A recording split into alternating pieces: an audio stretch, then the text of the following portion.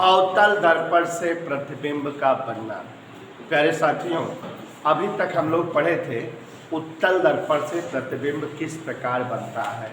भिन्न भिन्न स्थितियों में रखी वस्तुओं का प्रतिबिंब दर्पण के द्वारा अलग अलग प्रकृति और अलग अलग जो है स्थान पर बनता है, ये हम देखेंगे। उत्तल दर्पण में तो आपको दिखाए कि वस्तु चाहे जहाँ रखी हो, लेकिन उत्तल दर्पण के द्वारा किसी भी वस्तु का सदैव छोटा, सीधा और आभासी प्रतिबिंब बनता था। लेकिन अवतल दर्पण में ऐसा रोहन नहीं होगा। कैसा होगा देखो, अवतल दर्पण से प्रतिबिंब का बनना। अवतल दर्पण से प्रतिबिंब का बनना। सभी बच्चे ध्यान से देखेंगे, अवतल दर्पण में प्रतिबिंब किस प्रकार और कैसे बनता है। तो बच्चों, अवतल दर्पण से अलग अलग स्थितियों के लिए प्रतिबिंब अलग अलग प्रकार का बनता है। कुल जो है आप देखोगे कि अवतल दर्पण से प्रतिबिंब बनने की 6 स्थितियां रहेंगी। जैसे यहाँ ध्यान दीजिए, तो अवतल दर्पण से प्रतिबिंब बनना देखिए जरा। सबसे पहले ये आपके सामने एक अवतल दर्पण बना रहे हैं। यहाँ एक खोखला गोलीय कांच है, एन, सभी को दिख रहा है बच्चों, और हम इसको कलई कर दे रहे हैं। तो इस तरह से कलई कर रहे हैं कि कलई करने के दौरान जो इसका परावर्तक पृष्ठ बने वो अंदर की ओर दबा हुआ या धंसा हुआ बने। तो ये परावर्तक पृष्ठ बच्चों अंदर की ओर दबा हुआ है। तो यहाँ ये एन अवतल दर्पण हो गया। और इस अवतल दर्पण के लिए यह जो लाइन या रेखा है मुख्य अक्ष का काम कर रही है। सबको दिख रही है। और आप यह भी जानते हो कि यहाँ कहीं वक्ता केंद्र है और यहाँ कहीं फोकस बिंदु है अवतल दर्पण का। अब यहाँ शिवांशु एन अवतल दर्पण है। क्यों अवतल दर्पण है? क्योंकि परावर्तक तल अंदर की ओर दबा हुआ या धंसा हुआ है। ये दर्पण का ध्रुव है, ये दर्पण का फोकस बिंदु है और ये दर्पण का जो है वक्ता केंद्र है।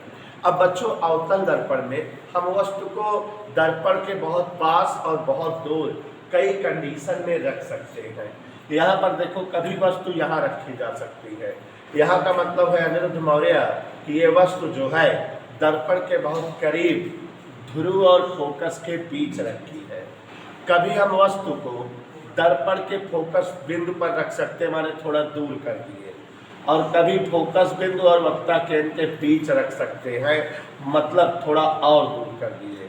फिर वस्तु को हम वक्ता केंद्र पर भी रख सकते हैं, इसके आगे भी रख सकते हैं, वक्ता केंद्र और अनंत के बीच में, अनंत पे भी वस्तु को रख सकते हैं। तो माने वस्तु हम जो जो दूर करते जाएंगे उसके द्वारा बना प्रतिबिंब कैसे, किस प्रकार, किस परिस्थिति का रहेगा, आपको यहाँ मिलता जाएगा। तो हम एक एक कंडीशन चलते हैं। जैसा कि उनेसा जी, पहली कंडीशन, जब अवतल दर्पण में वस्तु दर्पण के बहुत नजदीक दर्पण के ध्रुव और फोकस बिंदु के बीच में रखी हो। यहाँ पर देख रहे हो कि अगर कोई वस्तु स्वाति जी दर्पण के बहुत नजदीक माने दर्पण के ध्रुव और फोकस के बीच रखी हो। जैसा कि हम जानते हैं, दर्पण से परावर्तन आपको 3 प्रकार से बताए हैं। अवतल दर्पण में मुख्य अक्ष के समांतर किरण आती है तो दर्पण के फोकस से परावर्तित होती हैं। वक्ता केंद्र से आती हैं तो उसी मार्ग से वापस लौट जाती हैं। फोकस बिंदु से आपतित होती दर्पण पर तो मुख्य अक्ष के समांतर हो जाती हैं। तो वही सब बातों का ध्यान रखेंगे और ध्यान से देखिए कैसे प्रतिबिंब बनेगा। तो यहाँ बेटा, एक किरण पहले मुख्य अक्ष के समांतर ले जाए, तो ये 19 मुख्य अक्ष के समांतर किरण है। ये ऐसे हमें पता है कि मुख्य अक्ष के समांतर आपतित किरण दर्पण से परावर्तन के पश्चात कहाँ से जाती है? तो यहाँ शिवांशु ये किरण फोकस बिंदु से जो है ऐसे परावर्तित हो गई, माने कुछ इस तरह से ये ऐसे परावर्तित हो गई। Any doubt? तो यहाँ मुख्य अक्ष के समांतर किरण आई, फोकस बिंदु से परावर्तित हुई। दूसरी किरण अंजलि स्क्वायर, यहाँ पर जो है एक वक्ता केंद्र से किरण कोई जा रही है, ऐसे वक्ता केंद्र से परावर्तन के पश्चात ये इसी मार्ग से वापस लौट गई। ये ऐसे दोनों किरणें दिखाई दी। Is that clear? गौर से देखो जरा, एक किरण मुख्य अक्ष के समांतर गई, परावर्तन के पश्चात कहाँ से गई? फोकस बिंदु से। और एक किरण वक्ता केंद्र से आपतित हुई, परावर्तन के पश्चात उसी मार्ग से वापस लौट गई। देखो ये दोनों किरणें पीछे जो है फैलती जा रही है, तो निश्चित तौर पे कहीं मिलेंगे नहीं, माने कहीं प्रतिबिंब नहीं बनाएंगे।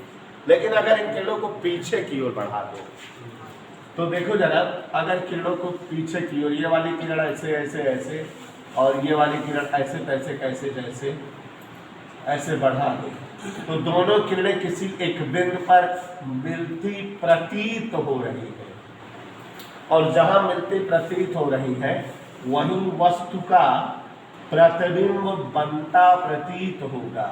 वस्तु का जो प्रतिबिंब बनेगा वह इस तरह से ए डैश बी डैश, इस प्रतिबिंब की खासियत चित्र बना दिए, याद हो गया? चित्र देख रहे हो, बता सकते हो क्या खासियत है? वस्तु से बड़ा बना है, सीधा है, और जब सीधा है तो आभासी है, और दर्पण के पीछे है। तो बस इतना ही बोलना है। क्या बोलना है स्क्वायर? कि अवतल दर्पण में दर्पण के ध्रुव और फोकस बिंदु के मध्य स्थित वस्तु का प्रतिबिंब दर्पण के पीछे सीधा, बड़ा, आभासी बनता है। ठीक है, तो ये याद रखना है, ये बता देना है। अब जो है उन्हें वस्तु को और पीछे करें, बैक करें, फोकस पर रख दें। तो चलो देखते हैं। तो यहाँ पर जो है स्थितियाँ आप देखते जाइए, हम बताते जा रहे हैं। बना इसलिए दे रहे हैं स्थिति की आपको याद हो जाए। तो यहाँ पर फिर से शिवांशु, जैसा कि अभी देखे थे आप, एक अवतल दर्पण एम पी एन, इस तरह से कलाकारी करके अवतल दर्पण बना दिए हम। कोई दिक्कत? अब बच्चों, ये अवतल दर्पण का जो है इस तरह से मुख्य अक्ष है, ये वक्ता केंद्र है और ये फोकस है। अब की बार वस्तु को और बैक कर देना, माने कहाँ रख देना है? फोकस पर। तो फोकस पर हम ये वस्तु रख दे रहे हैं। ये एक वस्तु हमने जो है अवतल दर्पण के फोकस पर ए बी रख दिया। जैसा कि हम जानते हैं, एक किरण मुख्य अक्ष के समांतर ऐसे, और परावर्तन के पश्चात कहाँ से जाती है? फोकस बिंदु से ऐसे गई, और दूसरी किरण वक्ता केंद्र से ये ऐसे। तो ये समांतर किरण जाने लगी, दिख रहा है? और समांतर किरणों की कल्पना है कि वे कहीं एक दूसरे को अनंत पर कट करती है। तो यहाँ ये माना जाता है कि वस्तु का प्रतिबिंब कहीं अनंत पर ए डैश बी डैश बनेगा। और कैसा बन रहा है ये? उल्टा, वास्तविक और वस्तु से छोटा। समझ आ रहा है? तो इसको कैसे बताओगे मुनेसा? अवतल दर्पण में दर्पण के फोकस बिंदु पर स्थित वस्तु का प्रतिबिंब अनंत में उल्टा, वास्तविक और वस्तु से छोटा बनता है। और बैक करें, माने फोकस और वक्ता केंद्र के बीच वस्तु रखते हैं। तीसरी कंडीशन लगाएं। तो देखते जाओ बेटा, थोड़ा सा चित्र कठिन बनता जा रहा है। यहाँ ध्यान से देखो,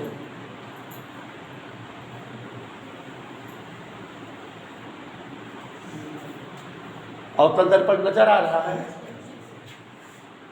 एम पी एन, चित्र भी देखो, याद होता रहे। एम पी एन एक अवतल दर्पण है। देखा बच्चों? यहाँ बेटा क्या है? फोकस बिंदु। यहाँ क्या है? वक्ता केंद्र। इधर ओके?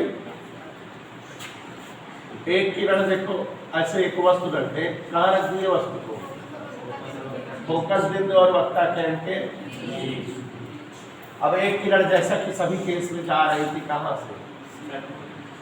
मुख्य अक्ष के, कहाँ से लौटेगी? परावर्तन के पश्चात फोकस बिंदु से इधर क्लियर। और दूसरी किरण कहाँ से ले चले? वक्ता केंद्र।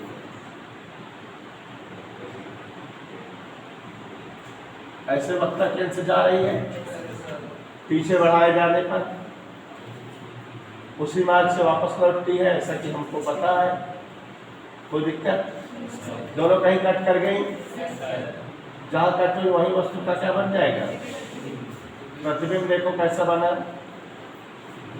उल्टा बना, वस्तु से बड़ा बना। जो उल्टा है तो वास्तविक है, और बना कहाँ है? वक्ता केंद्र और अनंत के बीच। दिखा? तो आप कैसे बताओगे बेटा? अवतल दर्पण में दर्पण के फोकस बिंदु और वक्ता केंद्र के मध्य स्थित वस्तु का प्रतिबिंब वक्ता केंद्र और अनंत के बीच बनता है, उल्टा वास्तविक और वस्तु से। अब कहाँ पर रख देंगे वस्तु को? पीछे ही करते जा रहे हैं। पहले पी और एफ के बीच थी, फिर एफ पर थी, फिर एफ और सी के बीच। अब की बार कहाँ आ जाएगी? सी पर। तो चौथी कंडीशन देखिए जरा,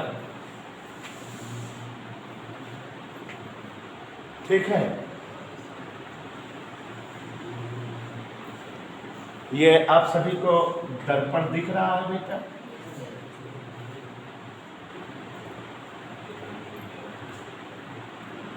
चित्र दिखने में कठिन लग रहा है, लेकिन आप अगर जो है बना लोगे तो एक दो बार प्रैक्टिस कर लोगे, आपको भी याद हो जाएगा। ये मुख्य अक्ष, देखिए मुख्य अक्ष,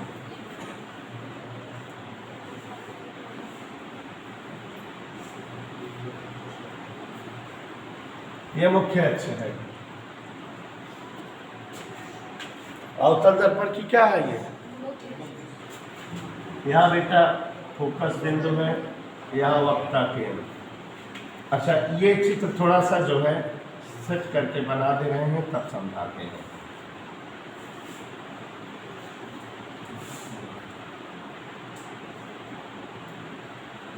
हमारे थोड़ा चित्र सेट कर देना तो आपको समझाते हैं।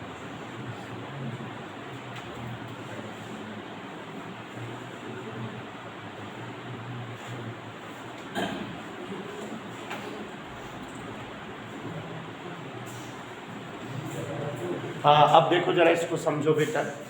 यहाँ पर ध्यान से देखो, एक वस्तु रखी हुई है, नाम पढ़ो ए बी। देखिए वस्तु ए बी कहाँ पर रखी है? वक्रता केंद्र पर। ये एक किरण मुख्य अक्ष के समांतर चल रही है कि नहीं? परावर्तन के बाद कहाँ से जाएगी? फोकस से जाएगी। कोई डाउट? समझ आया? और एक किरण देखो कहाँ से लेकर चल रहे हैं? फोकस से। तो फोकस से जाने वाली किरण परावर्तन के बाद क्या हो जाती है? तो मुख्य अक्ष के समांतर हो गई कि नहीं? ये मुख्य अक्ष के क्या हो गई? मुख्य अक्ष के समांतर ऐसे गई। इधर के लिए दोनों एक दूसरे को ए डैश पर कट कर दी, और ए डैश बी डैश वस्तु का प्रतिबिंब बन गया। फिर से देखो, एक वस्तु को दर्पण के वक्ता केंद्र पर रखे हुए हैं, मुख्य अक्ष के समांतर किरण आपतित हुई, परावर्तन के पश्चात फोकस से गई। हेलो, और एक किरण जो है फोकस से आपतित हुई और परावर्तन के पश्चात मुख्य अक्ष के दोनों कहाँ कट गई? ए डैश पर। वस्तु का उल्टा और वास्तविक प्रतिबिंब बन गया। इस प्रतिबिंब की खासियत कि अगर अवतल दर्पण में दर्पण के वक्ता केंद्र पर वस्तु रखी जाए तो उसका प्रतिबिंब वक्ता केंद्र पर ही बनता है, वस्तु के समान आकार का बनता है, उल्टा बनता है और वास्तविक बनता है। इधर क्लियर? समझ आ रहा है बेटा? तो अब चौथी कंडीशन के बाद पांचवी वस्तु को और दूर कर दे, ठीक है? वक्ता केंद्र से भी दूर कर दे।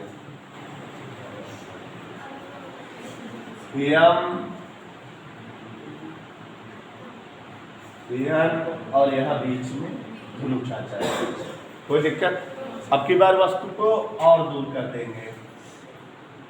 तो यहाँ देखो जरा बेटा, ये हमारा वक्ता केंद्र है और ये हमारा फोकस बिंदु है। वस्तु कहाँ रख दिए? अब वक्ता केंद्र के बाहर, माने वक्ता केंद्र और अनंत के, इज दैट क्लियर? अब यहाँ एक किरण, जैसा कि आप केस में लेकर चल रहे हो, मुख्य अक्ष के समांतर, परावर्तन के पश्चात कहाँ से जाएगी? फोकस बिंदु से। तो ये इस तरह से स्क्वायर भी फोकस बिंदु से जाएगी। कोई डाउट? दूसरी किरण कहाँ से लेकर चले? वक्ता केंद्र से। ऐसे वक्ता केंद्र से चलने वाली किरण आप जानते हो, उसी मार्ग से दोनों कट रही हैं, कहीं ए डैश पर कट रही है। जहाँ कट रही है वही वस्तु का क्या बन जाएगा? प्रतिबिंब। प्रतिबिंब की कंडीशन देखो, उल्टा बना है, वास्तविक बना है और कैसा बना है? छोटा वस्तु से। तो यहाँ बता सकते हो कि अवतल दर्पण में दर्पण के वक्ता केंद्र और अनंत के मध्य स्थित वस्तु का प्रतिबिंब, अवतल दर्पण में दर्पण के वक्ता केंद्र और अनंत के मध्य स्थित वस्तु का प्रतिबिंब फोकस और वक्ता केंद्र के बीच उल्टा, वास्तविक और वस्तु से। अब वस्तु को जब यहाँ वक्ता केंद्र के बाहर थे, अब और बाहर माने अनंत में रख दे। छठी कंडीशन और अंतिम,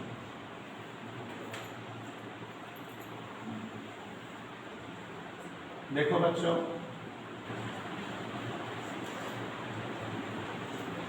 आखिरी कंडीशन है यार, ये जो है अवतल दर्पण का मुख्य अक्ष है, ये वक्ता केंद्र। अब एक वस्तु यहाँ रख दिए है ऐसे, यहाँ का मतलब कहाँ रख दिए हैं?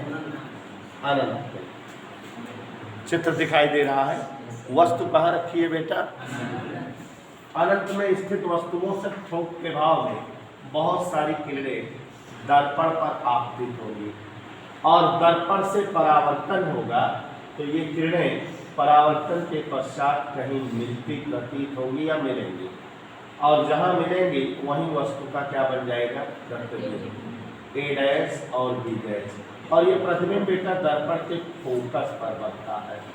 कहाँ पर बनता है? फोकस पर। तो बच्चों ये कुल कितनी स्थितियां हो गई? 6। एक बार फिर से देख लो, ठीक है। अवतल दर्पण में दर्पण के ध्रुव और फोकस के मध्य स्थित वस्तु का प्रतिबिंब दर्पण के पीछे वस्तु से बड़ा, सीधा, आभासी बनता है। याद रहे कि जब भी कभी वस्तु बहुत नजदीक रहे, दर्पण के एकदम करीब रहे, तो उसका प्रतिबिंब कैसा बनता है? बड़ा।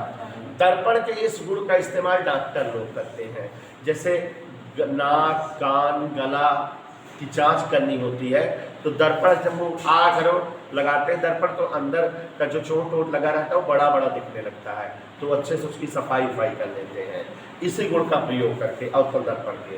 तो अवतल दर्पण के बहुत नजदीक स्थित वस्तुओं का प्रतिबिंब दर्पण के द्वारा बहुत बड़ा, सीधा, आभासी और दर्पण के पीछे बनता है।